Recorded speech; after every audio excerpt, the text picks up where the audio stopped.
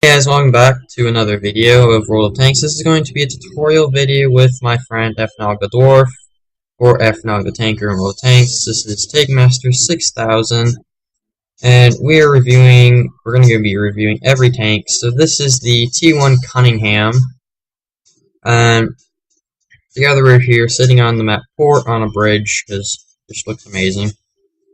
And so recommended things we have set for this tank are the 20mm cannon, so he has all the equipment.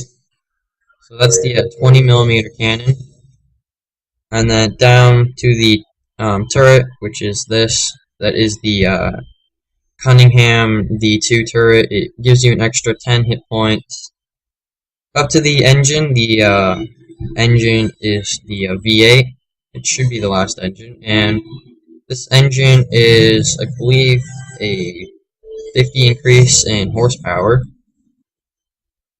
And then down to the suspension, you have the E2 suspensions, so you can carry your actual equipment that we have set up for you. Down to the radio is the SCR 200. It's a signal range of, I believe, 100. I could check that out in the lobby later on. And onto the tactics. Alright, what do you have for tactics? Well, tactically, the thing is that because it's a 20mm gun, it's good for just launching volleys and volleys of fire upon enemies. But the thing is, this tank is good in numbers, so it's like a zombie pretty much. Alright, so where would you recommend a first good area to show how to use this tank on a map if you ever got this map?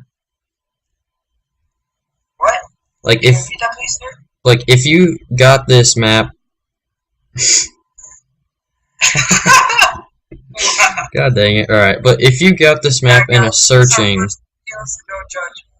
yeah, obviously don't drop in. You can drop on you asshole. Alright, well I can get all the direct things now.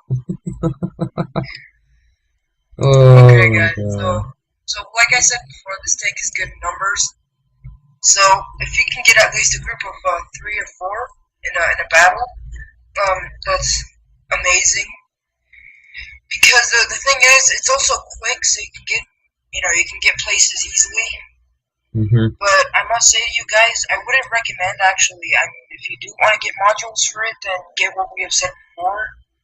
But because it is a tier 1 tank, then it's very easy to get to the next tanks, and then from there you can do whatever. Yeah. So, should we wrap it up? I'm gonna throw up the recommended equipment if you do keep the tank and all that. And so into it, I do have the now exact signal range for the tank. The max signal range on this is 265. The horsepower is 132, and you can carry up to 8.3 tons. Adds for the armor, doesn't really add any armor, you just get a slower traverse speed, and your view range is increased by 40. Then your 20mm it's a 78 rate of fire, has a 30 to 41 armor penetration, 12 damage, with an accuracy at 100mm of 0.5, which is pretty good for a T1. Then we've got the aiming time of 1.9 seconds, so you will be basically sitting there for 2 seconds till you get your maximum accuracy. It weighs around 68, so it's pretty good. And then back to basically your equipment. They're very expensive, but if you do keep the tank, you could actually be very successful with your tank. So we recommended the light spaliner, which is 20% more armor to ramming and explosives, which is quite common in the low tier battles, I find. And then coated optics is a 10% view range up to 500mm or 500 meters. It's good because it is a light tank, so you can spot people easier. And then we throw out the toolbox for faster repairs. If you have more than one thing broken, like if your tracks break, you're going to be sitting there, so you're probably going to want to use like a small repair kit, and then your toolbox will help repair anything else that gets damaged. Then we also suggested the first aid kit as a consumable.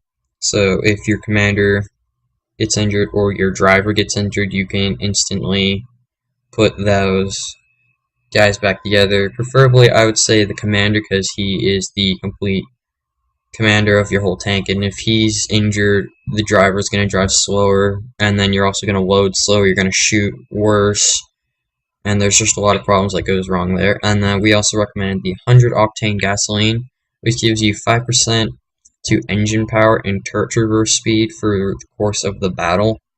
So basically, you just perform a lot better in this tank. Oh, and also, guys, this is our first video that we've done in this series, and my first video that I've really been on YouTube in.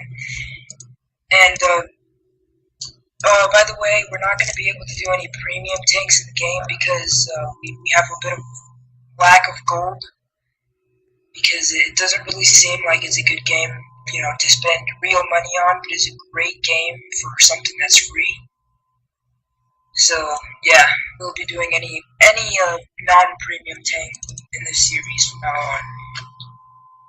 Alright, yeah, and one other thing, only really buy the armor piercing shells.